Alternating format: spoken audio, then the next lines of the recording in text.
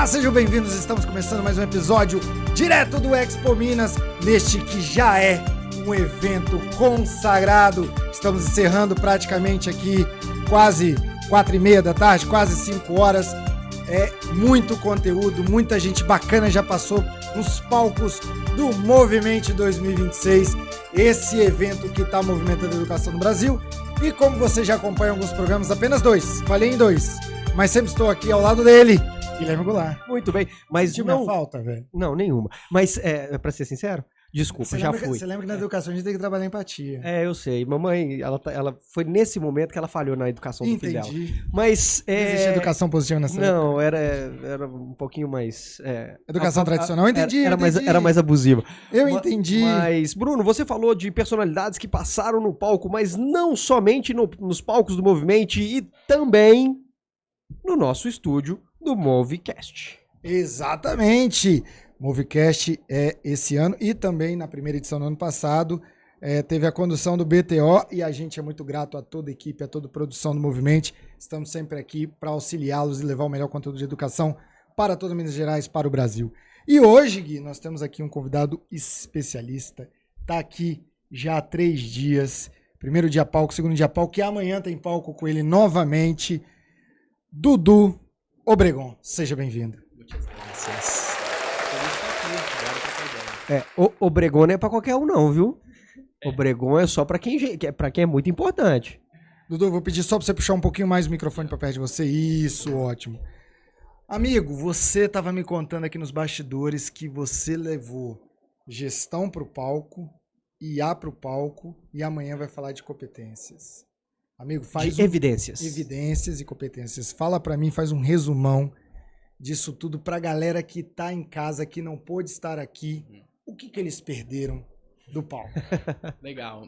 O meu background é de gestão. Eu sempre foi gestão na educação, mas não necessariamente educação básica. Eu comecei na educação livre, então eu entendi muito do mercado, empreendi no mercado, e aí trouxe essa bagagem, sempre quis trazer. Eu tento levar o melhor das empresas para as escolas e o melhor das escolas para as empresas. Eu acho que ambos têm muito a aprender um com o outro. E o que eu tentei trazer aqui hoje foi um pouco do melhor das empresas para as escolas, claro, aterrando sempre no contexto de educação básica. Então, o primeiro dia foi sobre gestão anti-caos.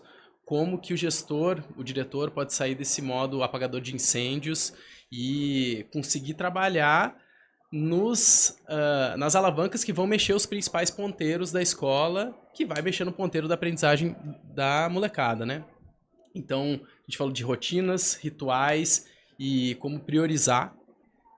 Então, foi bem uma aula de gestão mesmo. Hoje foi uma aula sobre IA, mas eu quis trazer para a galera, eu montei uma plataforma em 15 minutos usando o Lovable, uma plataforma de gestão escolar usando os dados que são usados na escola. Então, planilha de frequência, notas e contato dos pais. E aí a gente fez uma plataforma que foi muito legal em 15 minutos e eu mostrei para eles o passo a passo, mostrando que, cara, mesmo com um prompt no Gemini e 4 no Lovable, dá para criar uma coisa que no passado a gente demoraria algumas dezenas de milhares de reais e um bom tempo, né, muitas semanas para produzir. Então, e amanhã é sobre o ROI da educação. Né, onde que a gente pode investir o dinheiro e ter maior retorno no ponteiro, que é o mais importante, que é a aprendizagem dos alunos. Né? Então, que tipo, né, cada dólar, cada real investido em uma frente, quanto que isso retorna em termos de aprendizagem. Então, essa é a ideia para amanhã. Dudu, você está aqui hoje também, parceiro do Sebrae, né? Que é um parceiro que desenvolve o mercado como um todo, que auxilia como um todo. Como você vê hoje essa educação? Porque, obviamente, a gente fala muito da educação para o aluno ali na ponta, a gente está falando de educação básica, e você vem ali com uma educação para o educador, mostrando ferramentas, mostrando como ele organiza a rotina e como ele organiza as evidências, como ele organiza o próprio trabalho para gerar ali o core, que é de fato a aprendizagem. Como é que você vê a importância desse caminho, dessa trilha do educador também sendo educado? Legal. Eu acho que todo profissional está em transição de carreira, mesmo aquele que não sabe. E todos nós temos que combater a nossa auto-obsolescência. E a gente está ficando obsoleto cada vez mais rápido. E não é fácil, né? Muita gente sai da faculdade e dificilmente bota um pé na sala de aula depois. Acho que, né, já se dá por satisfeito. E eu faço um trabalho junto com o Sebrae. O Sebrae é um grande parceiro que me leva aí para os rincões de Minas Gerais para a gente falar sobre vários assuntos que são fundamentais para a sala de aula de hoje e que dificilmente chegam nesses professores ou que dificilmente eles conseguem parar o taxímetro deles dentro da escola para estar aprendendo. Então, eu acho que nos tempos atuais a gente não tem como ficar parado porque, né, informação, conhecimento, as ferramentas, amanhã já mudou. Então é um trabalho necessário, né? O lifelong learning, aprendizado ao longo da vida e o combate à auto-obsolescência, para mim, é uma coisa inerente a qualquer profissional, seja ele da educação, seja de qualquer outra indústria. Ô Bruno, a gente fala muito sobre o desenvolvimento da empregabilidade, de você permitir que o outro entenda do que você é capaz de produzir e, de fato, eu vejo um desafio na educação. O professor não tem essa preocupação com o desenvolvimento da empregabilidade dele. Com o advento da tecnologia, como é que você vê a utilização ainda da tecnologia no setor educacional? A gente sabe que no mercado de negócios é cada vez mais comum a gente trabalhar tanto a automatização quanto a própria robotização dos processos. Mas na educação, como é que você está vendo o uso da tecnologia? Cara, a gente está vivendo... né, a gente está no olho do furacão da revolução da inteligência artificial, né? Então, as coisas, ferramentas novas estão surgindo, né, da noite para o dia. E eu acredito que vem uma transformação, como toda área vai ter uma transformação muito grande. É difícil olhar para essa transformação com o modelo mental dos dias atuais, né? Porque é a mesma coisa a gente 15 anos atrás tentando falar de como seria hoje.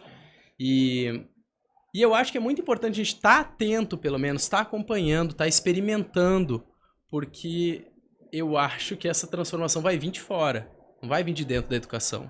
Então é um player que está lá fazendo uma coisa, né? O Lovable, o GPT, o Gemini são hoje concorrentes, né? São players que podem transformar a educação. Então eu acho que é importante estar experimentando. E a IA é muito fácil de experimentar. Eu falei hoje pra galera, com um prompt preguiçoso, dá pra fazer coisas incríveis. Então, caprichando, dá pra fazer chover pra cima. Ô Bruno, o Dudu falando, me veio Júnior Bornelli à cabeça, onde ele trata das organizações infinitas. Alguém vai quebrar o seu negócio e provavelmente não será ninguém do ramo do seu negócio. Então, você tem que sim viver outras experiências para ter outro repertório e talvez assim promover a quebra do seu próprio modelo de negócio. Mas eu tenho um ponto aí, Gui, convivendo com educadores, que talvez nós, de maneira geral, nós somos, enquanto seres humanos, nós somos acomodados, né? A gente busca o lugar confortável daquilo que a gente já conhece. Tanto que toda vez que você oferece o novo, geralmente você encontra resistência. As pessoas que, de maneira geral, estão inseridas dentro da educação, é confortável a educação que nós já conhecemos. E um cara que é de fora, ele não tem um compromisso com isso. Muito pelo contrário, ele quer experimentar e, de repente, ele vê uma oportunidade que se torna uma janela que se abre para o mundo.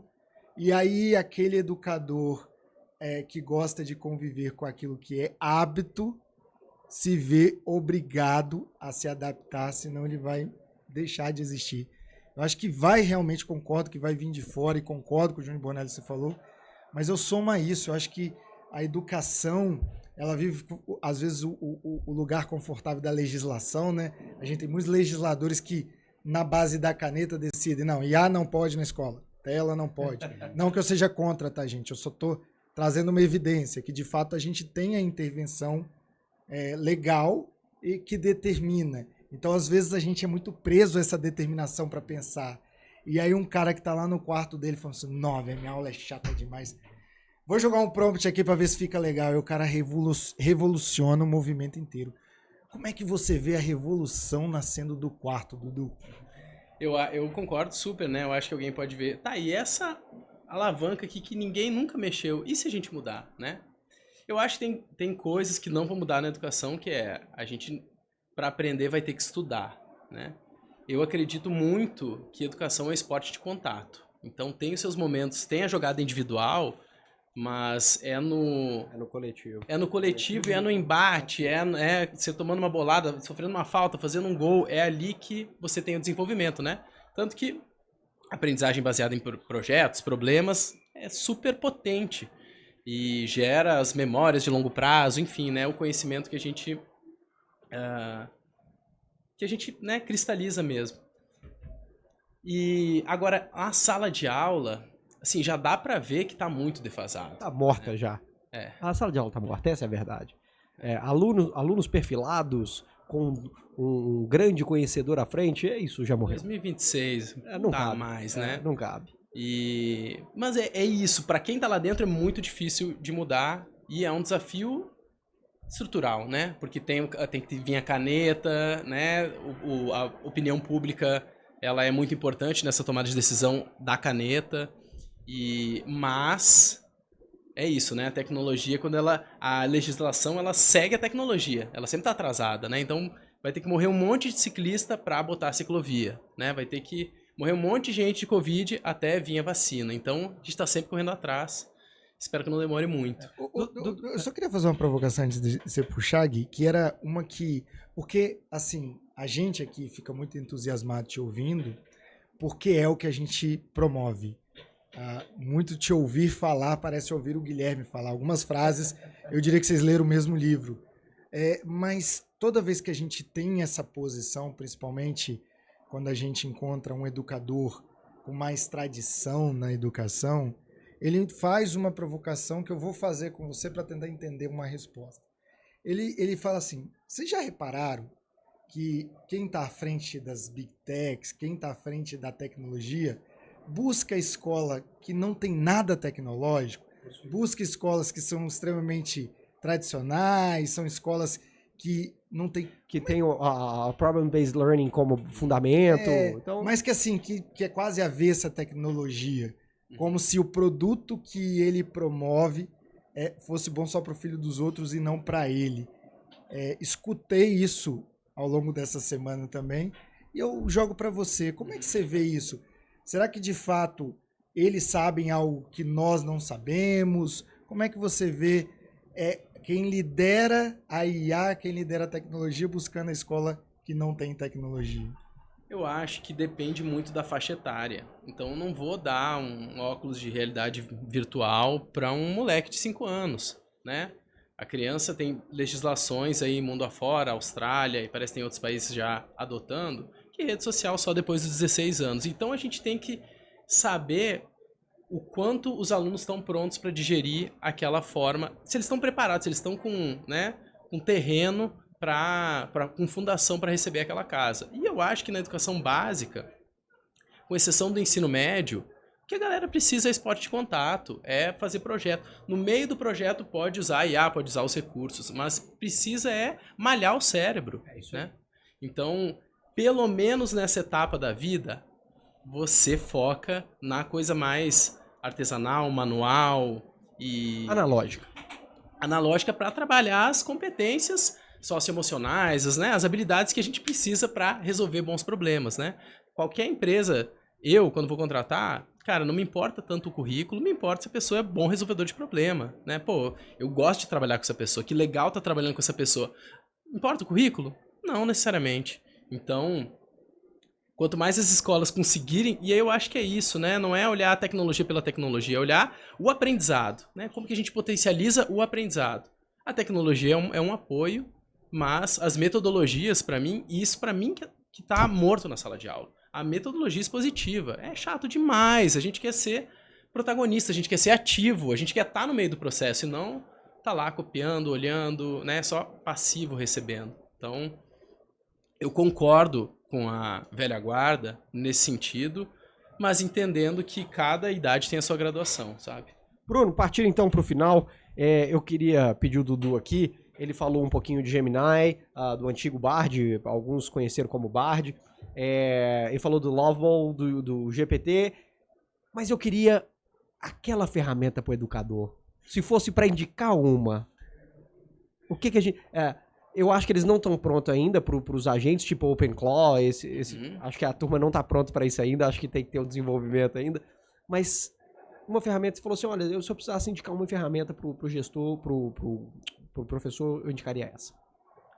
Eu acho que o professor, assim, já tem que estar no canivete suíço dele, uma que é Gemini, ou GPT, ou Cloud. Essa tem que ter, assim, não é você tá usando telefone fixo quando a galera tá usando celular. Agora, o que ele tem que experimentar hoje é Lovable, que ele vai tirar uma landing page, ele vai tirar uma plataforma, um CRM, um RP, poucos minutos. É muito mágico aquilo. E é um desperdício, a gente não tá aprendendo agora, porque é isso, né? Aquela história, não é a IA que vai substituir o professor, mas é o professor que sabe usar a IA que pode substituir esse professor que pode tá substituir hoje, né? vários outros. A Lovable, L-O-V-E-A-B-L-E, Lovable. Isso mesmo. Lovable. Ok, então tá aí. .dev. Ponto .dev? É. Ponto .dev? É. Agora fala por quê. Nunca vi. Eu acho que, assim, todo mundo... É a história do vibe code, né? Todo mundo vira programador. Então, você programa sem escrever código. Ele é gratuito? Ele tem créditos gratuitos, mas você pode comprar... Hoje eu comprei vários créditos por R$26. E com R$26 eu faço tranquilamente umas 5 plataformas. Legal. Que isso. Legal. Preço sensacional. Preço de banana. Mais barato que banana. Mais uma vez chegamos ao fim. Eu sei que você fica triste, mas aqui no Movimente é isso. São pílulas de conhecimento, insights que você pode colocar no dia a dia da sua instituição. Então continue conosco, não terminamos ainda. Tem mais entrevista nesse segundo dia. E lembrando que ainda temos um terceiro dia inteiro de conteúdo para você. Mais uma vez o BTO agradece pela sua audiência. Fique com Deus e até a próxima, porque o boss tá on. Valeu!